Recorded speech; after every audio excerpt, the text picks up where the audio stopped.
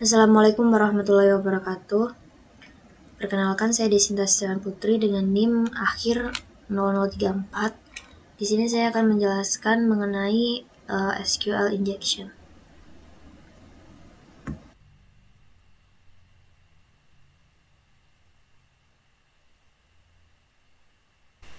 SQL injection adalah teknik serangan di mana penyerang menyisipkan atau inject perintah SQL berbahaya ke dalam input aplikasi.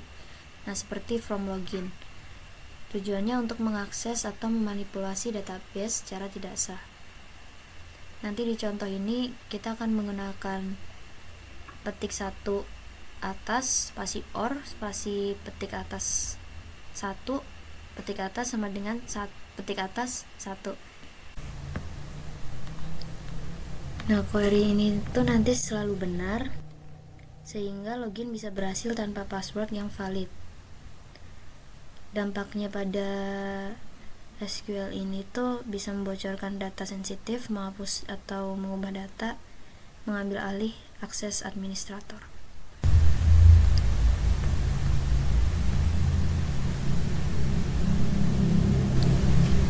Pertama, kita pilih yang vulnerable. Di sini kita akan masuk ke halaman login. Ini kita akan memasukkan username dan password yang random. Kemudian ketika kita klik login gagal karena tidak sesuai dengan database yang ada. Setelah itu kita masukkan sesuai dengan database yang ada, yaitu admin atau admin dengan password admin 123. Kita kembali lagi ke halaman login, kita masukkan admin, kemudian admin 123. Di sini karena sesuai dengan database maka login berhasil. Nah, kemudian di SQL injection ini kita masukkan query seperti ini. Kemudian kita kopas, masukkan juga ke password. Nah, di sini akan menjelaskan bahwa nilainya nanti bernilai truth sehingga bisa login. Nah,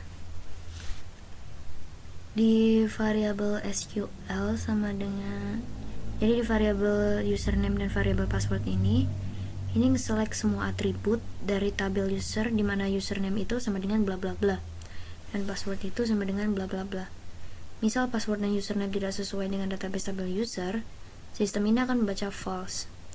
Nah, dengan variabel username dan password diisi dengan query tadi, petik atas 1 spasi or spasi petik 1 atas 1 petik 1 atas sama dengan petik 1 atas 1.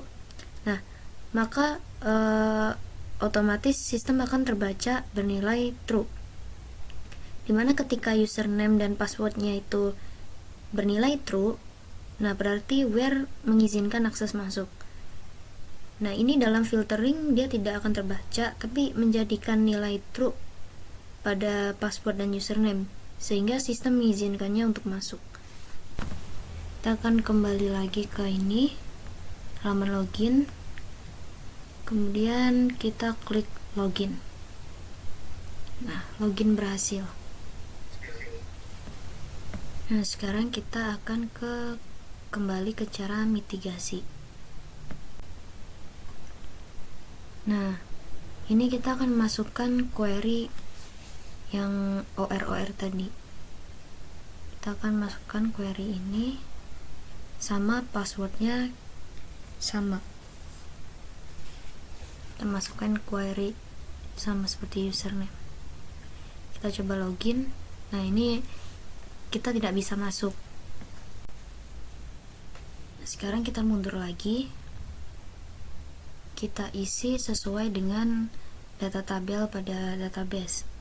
Admin, kita isi admin dan password admin 123. Kemudian kita mencoba login. Nah, ini login berhasil. Nah, dalam mitigation ini kita nggak bisa masukin SQL injection ke dalamnya. Jadi meskipun kita masukin, kita nggak bakal bisa login. Nah, di sini alasan mengapa di mitigasi ini tuh nggak bisa diserang dengan SQL injection. Nah, itu ada di kedua baris ini. Nah, jadi STMT prepare itu fungsinya tuh buat nyiapin query SQL dan placeholder tanda tanya ini untuk nilai yang akan dimasukkan nanti. Kemudian yang STMT bind param itu buat mengikat dua variabel, username sama password ke query-nya. Dengan SS itu artinya kedua nilai itu bertipe string. Jadi nilai input itu akan di escape secara otomatis. Jadi meskipun kita nyoba masukin kode-kode berbahaya seperti petik atas kayak gitu tadi, query-nya tetap aman. Jadi ini tuh cara efektif buat mencegah SQL injection. Baik, sekian. Terima kasih. Wassalamualaikum warahmatullahi wabarakatuh.